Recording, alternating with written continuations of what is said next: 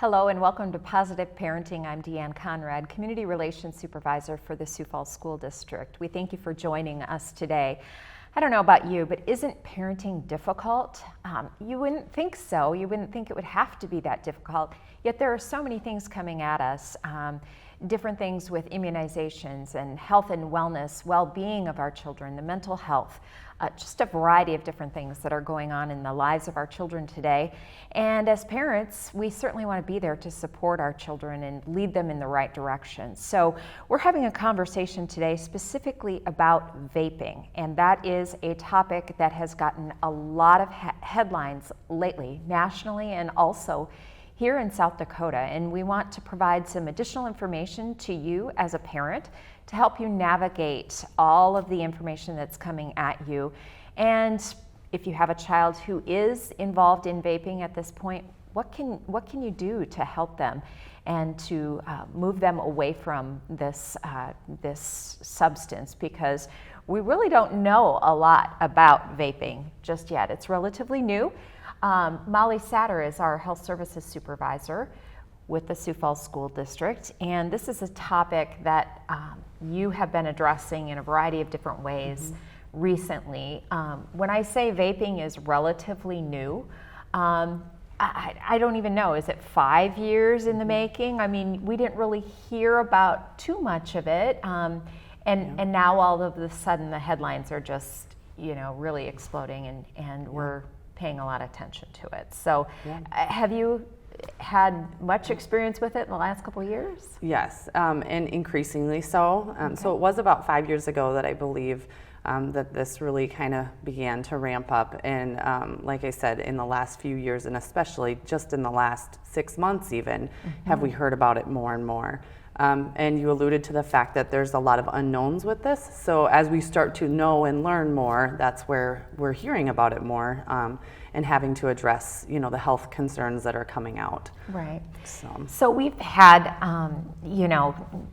back in the 60s and 70s, certainly tobacco and cigarettes were, and even before that time, people coming out of World War II or going into, and cigarettes were the major concern for decades, really, in terms of tobacco and what it can do on lungs. Yeah. And this vaping now, within the last 5 years or so, what are we learning about vaping, and where are you taking your information from? Sure. So we're starting to learn that, some of the substances that are actually in the vape liquids, a lot of that was unknown, but they're starting to learn more about that. There's unfortunately a lot of black market stuff out there that we're learning about, and that is also seeming to be a negative thing on someone's health. And so, all of those things are kind of coming out, and we're having to look at that and see what that is doing with children's health, with anyone's health who is using the substance. Right. So you have the Centers for Disease Control and Prevention is the primary source. I hear you reference that multiple times whenever you're talking about a health concern regarding children, or just we're focused on children, of course, because we're the Sioux Falls School District. But the Centers for Disease Control and Prevention has really been out in the forefront recently and sharing this news about vaping. Right.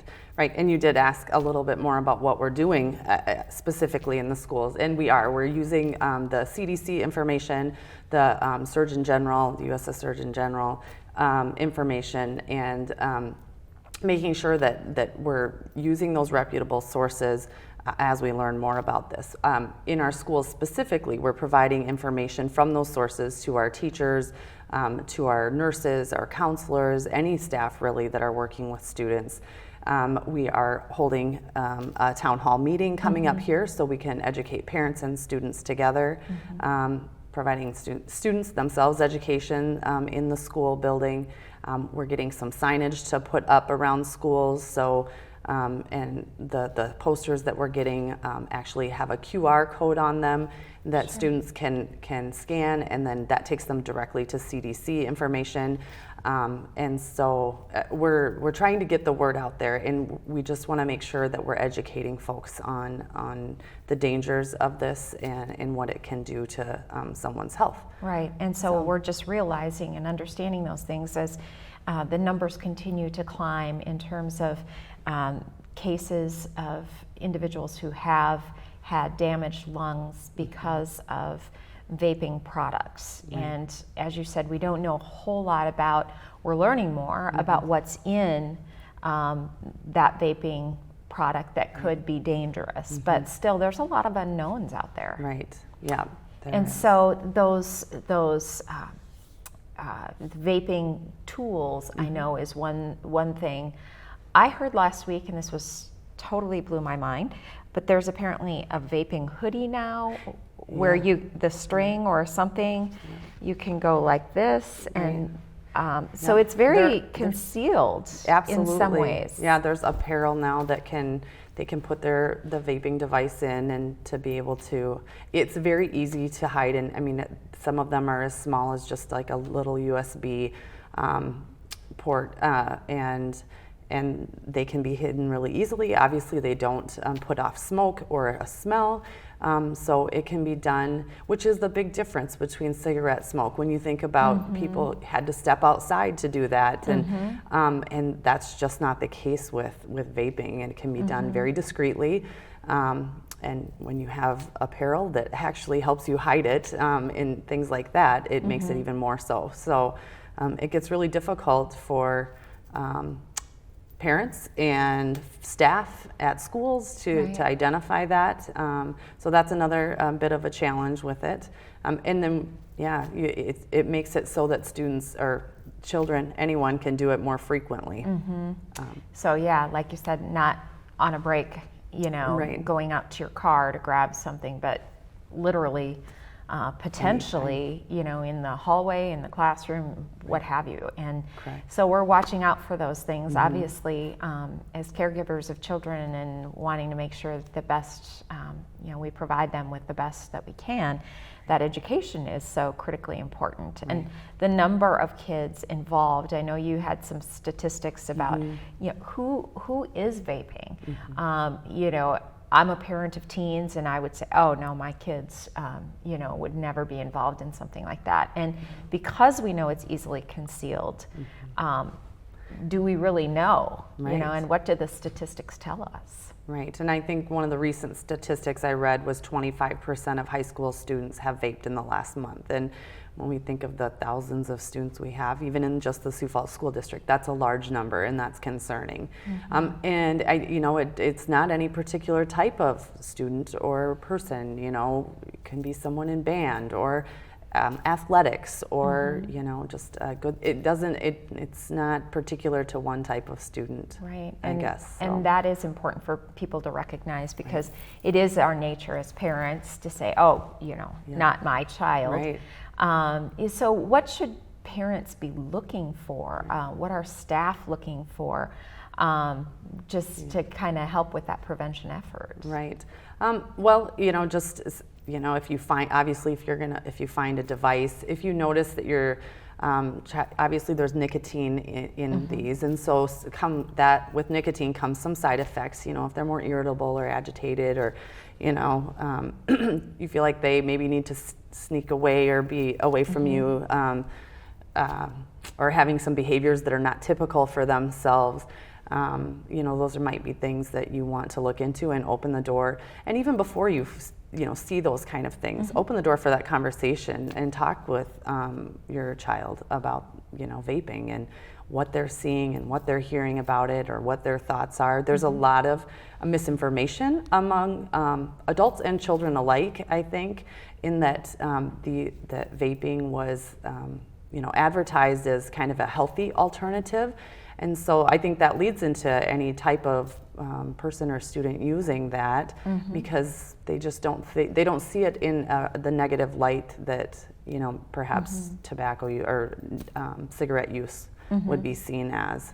It was also sold with a variety of different flavors that really catered to, bubblegum flavor, mango, things like that really were interesting and intriguing to younger folks. And so it's just been advertised in a way that I think, is really appealing to young people, unfortunately. Yeah, very much so. So I read a statistic also that males may be more of users, but certainly we know and have heard of females, and we do have cases or instances where we've come across these tools in our schools, and our own kids, and I say our own kids, Sioux Falls kids, are experimenting with them and using them at a rate that's alarming to our administrators. Right. We do have quickly accumulated a collection of devices and things like that. Yeah, you could go into any one of the middle or high schools, and they are at any given time going to have a good collection of some of those devices, unfortunately. So it's definitely something we take seriously, and we want to address and respond to it appropriately, and we want to help families and students navigate their way through and give them the information so that they can make good decisions. Right. Recently, within the last 6 months, the district has expanded its discipline policy where tobacco was previously listed. Now there's also an expansion to that for vaping items and that type of thing. So there is a discipline component in the schools for this. We know that sometimes we hope that discipline is a deterrent, but this is a product that is highly addictive, correct? Correct. So getting that support and help to get it away from using it, it's not just oh, okay, fine, you took my device, I'm done, type of thing. Perhaps it is for some students, but it can be a challenge. Yeah, the discipline piece is one part of it, but then we want to be there to provide the student and families with resources to assist them in quitting. And so there are a variety there's the South Dakota Quit Line here in South Dakota that is a great resource, and there's some other online national platforms that are there to assist specifically teens with quitting. And so, we would want to connect families and students with those resources so that they could make that change and quit. Right, and so parents, while we might be quick to be angry because, hey, this isn't what we do, this isn't what our family does, what the expectation is, that anger doesn't necessarily help someone who's addicted to a substance. So getting the parent the information and the support, because it's going to be a difficult road to help them quit. Yeah, and especially something like we say that can be used so frequently and so easily. Those habits are hard to quit sometimes, and so we want to support families. It's also good, I think, to remind parents to not be quick to judge, because these students, like all of us, didn't have much information to go off of when they made the decision perhaps to start doing this. So, it wasn't like we had big campaigns out there teaching students. And they did it anyway. Right. So we want to approach that, obviously now we want to help them and assist them in quitting and provide them with the information about the negative effects that we've learned of. Just being supportive of your child and helping them through that. Which I would have that initial, are you kidding me? Yes, absolutely. Me too, as a parent, for sure. Right, and then, as you said, it's really being supportive and walking side by side with your student. Have we heard much in the elementaries or in the upper elementary grades?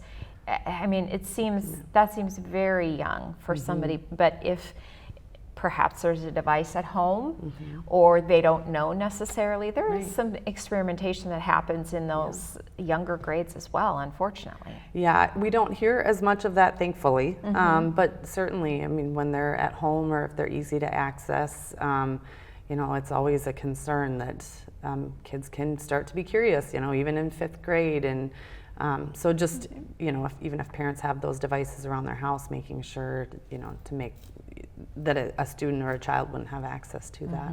Yeah. Very important. So medically, what does this do to a system? We know that it impacts the lungs. We've heard that there's been cases of severe, that starts out looking maybe like a pneumonia or like a cough or, something along that line. What have you discovered with that? So what the term that's used often that I've heard is popcorn lung, and that's a type of lung damage that is done because of the various chemicals and substances that they're inhaling, which is a foreign substance to your body. So you're going to have some type of response to that, and those persons can complain of chest pain, shortness of breath. I understand that a lot of them have nausea and even vomiting, and then they're going in and being seen, and some are getting so sick that they're put on ventilators, and we've even heard that there's been 6 deaths attributed to this. So it's a range of being mildly ill to being very, very sick. And in what I've also heard is that long term they don't really know, because it's so new, to say what is this going to do 10 years down the road for that person and their lungs. There's just a lot of unknowns with that. Yeah, and so once damage is done to your lungs, really the recovery of that is quite difficult. Right, and can vary, and some of the cases I've heard of, even months down the road after they've been discharged from the hospital, they're still struggling with some shortness of breath and things like that. And some have made a recovery, so I think it's just a continuum, but definitely concerning. And generally we're hearing in the ages, these cases that we're hearing about are 18-ish to 24-ish, somewhere in there, popular with that particular group. But you don't just turn 18 one day and then decide you're going to start vaping. I mean, it's a progression, and then the cases that we've heard of are in that age range. So perhaps they have started or have been doing it for a couple of years ahead. So it is popular with the young, but not necessarily only popular with them. It's I mean, it could be something a 50-year-old is doing as well. Yeah, so. There are lots of adults. I think it was originally, advertised for adults as a way to get away from smoking cigarettes, and it was an alternative to that. And so there are adults that maybe utilize it for that purpose. A young child or a child starting to use it and using it in the excess that they are is concerning in a very different different use than an adult use. Right. Certainly, adults have their own decision-making mechanisms and such that perhaps they have the information and are figuring that out on their own. Kids more so are enamored maybe with it and more intrigued by the use and the fact that maybe I can get away with that use. Yes. Those tricky teens that are out there. So in terms of prevention and efforts to support families, have you had any families that you've worked with yet or that have reached out? Certainly our school nurses would be a first point of contact. Yes. Yes, exactly. Our school nurses, your school counselors are both great folks to go to within the school.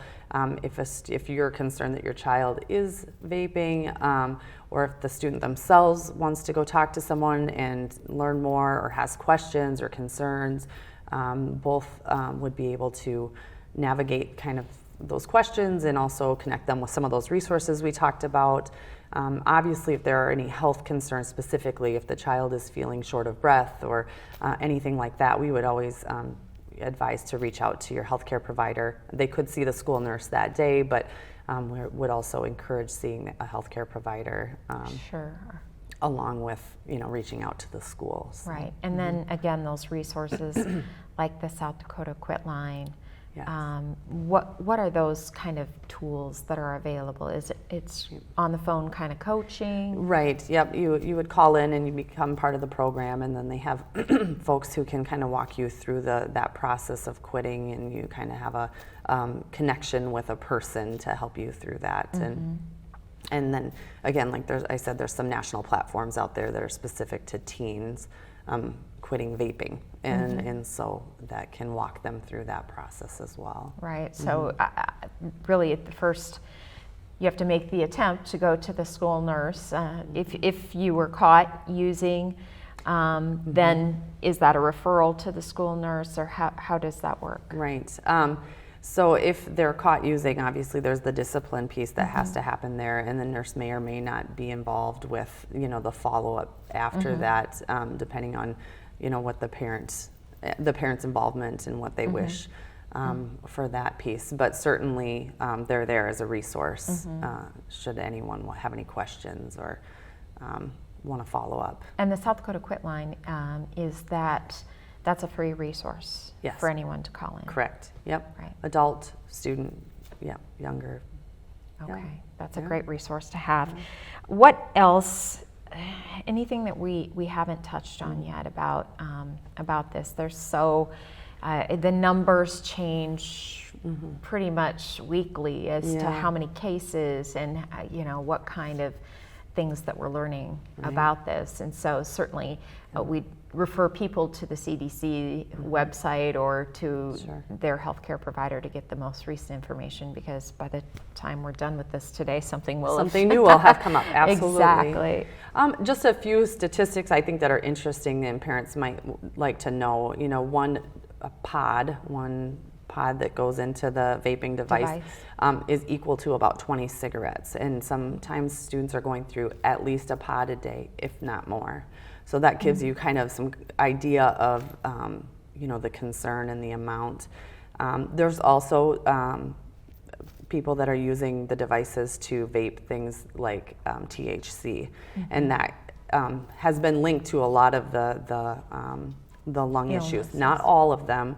It's important to note that's not been consistent in all of them. So there's obviously other components in the health lung concerns, but it's important to note that there are sometimes drugs that are being vaped, and to kind of watch for those kind of things and concerns.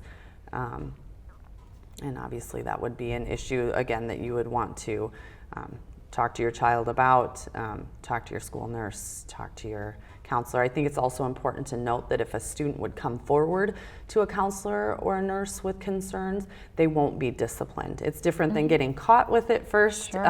So we don't want anyone to be worried that if they would come forward and have questions or want help with quitting, that they would have any disciplinary action taken against them. Right. So again, it is about prevention. It is about helping students get on the right track. And if somebody comes forward and admits and says, "Hey, I'm in too deep on this. I need help," that support's going to be there for them. Yeah, absolutely. Yeah, we want to be there for them. Absolutely. Well, this is a topic I'm certain that we'll continue to learn more about. Each day, each week, each month, and hopefully we can do our part to add to the prevention efforts that are already being done nationally. Certainly, even before coming today, heard it on the news, and so it's a topic that's daily being addressed, and really that's something that should raise our level of concern and awareness. Yeah. Absolutely. Well, we thank you for joining us on Positive Parenting. Certainly we want to be there to support students not only in their academic education, but in their social education as well.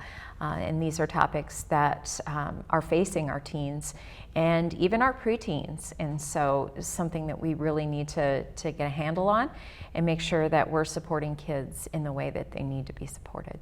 Thanks for joining us today on Positive Parenting.